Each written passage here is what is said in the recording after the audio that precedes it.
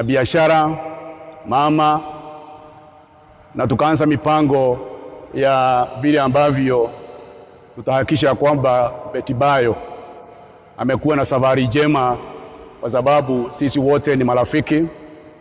Betty Bayo alituacha, na kwa sasa tumekuwa tukipanga mipango yake ya vile ambavyo tutampumzisha, na hawa wako hapa ni kamati ambayo imekuwa imeketi chini, na kama vile mnajua ya kwamba tumekuwa tukiwafahamisha mambo ambayo ni ya Betty Bayo.